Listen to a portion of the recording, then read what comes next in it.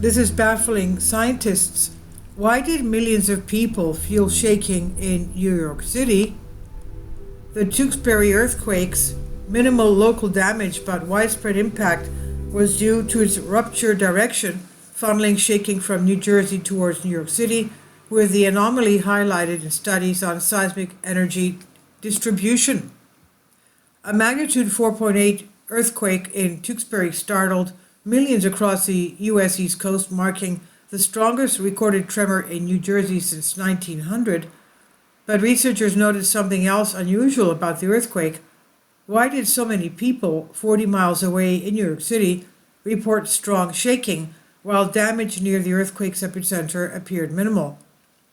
In a paper published in the Seismic Record, Young-hee Kim of Seoul National University and colleagues show how the earthquake's rupture direction may have affected who felt the strongest shaking on April 5th.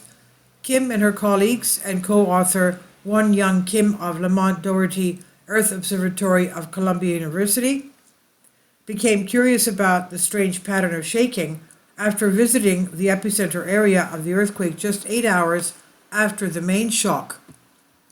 We expected some property damage, chimneys knocked down, walls cracked, or plasters fallen to the ground, but there were no obvious signs of property damage, the researcher said in an email. Police officers within a couple of kilometers from the reported epicenter calmly talked about the shaking from the main shock. It was a surprising response by the people and houses for a magnitude 4.8 earthquake in the region. This contrasted with the wide and huge response from the residents in and around New York City area, some 65 kilometers from the epicenter, they said. Unusual response and wide impact. The earthquake garnered more than 180,000 felt reports, the largest number ever for a single earthquake received by the U.S. Geological Survey Did You Feel It app and website. According to a second paper published in the Seismic Record by USGS seismologist Oliver Boyd and colleagues. Boyd and colleagues said the earthquake was felt by an estimated 42 million people between Virginia and Maine. The reports from people southwest of the epicenter towards Washington, D.C. indicated weak shaking on the scale that the USGS uses to measure an earthquake's intensity, while people reporting from northeast of the epicenter felt light to moderate shaking.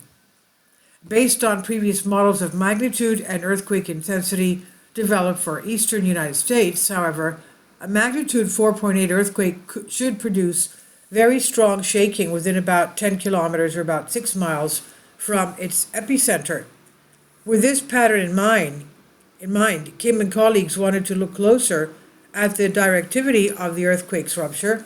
To model the rupture, they turned to a kind of seismic wave called LG waves, due to the lack of nearby seismic observation at the time of the main shock.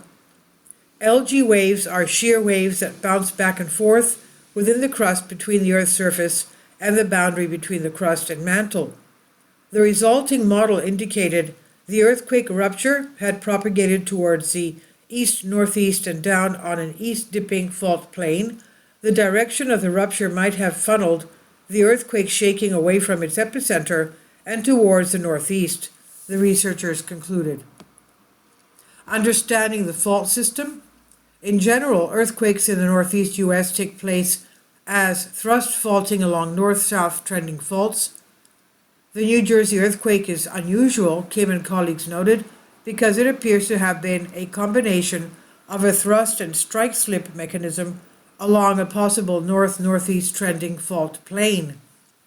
Earthquakes in the eastern North America usually occur along the pre-existing zone of weakness, that is, existing faults, the researchers explain. In the Tewksbury area, a hidden fault plane trending north-northeast and dipping north moderately can be mapped from the numerous small aftershocks detected and located after the Tewksbury main shock. Boyd and colleagues noted that some damage was documented by a reconnaissance team deployed by the Geotechnical Extreme Event Reconnaissance Association and the National Institute of Standards and Technology. Along with cracks in drywall and objects falling from shelves, the team documented the partial collapse of the stone facade of Taylor's Mill, a pre-Revolutionary War structure near the town of Lebanon, New Jersey. The researchers have not yet attributed the earthquake to a particular fault, but the locations of the main shock and aftershock suggest that the area's well-known Ramapo fault system was not active during this earthquake.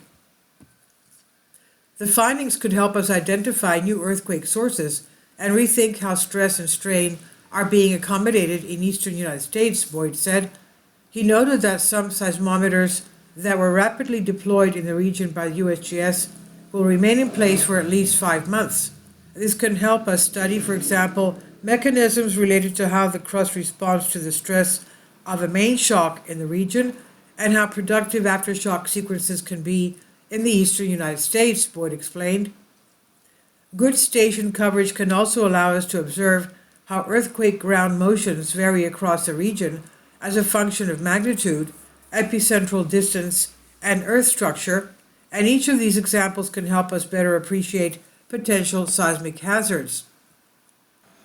And this is on SciTech Daily by Seismological Society of America. Please leave your comments. Thank you for your support. Finally, support my Patreon account. The daily posts are 5 videos daily, and they are totally different from what I have on my YouTube channel. Thank you so much for your support and that you find all my content so interesting. You'll find the Patreon account details in the description box below.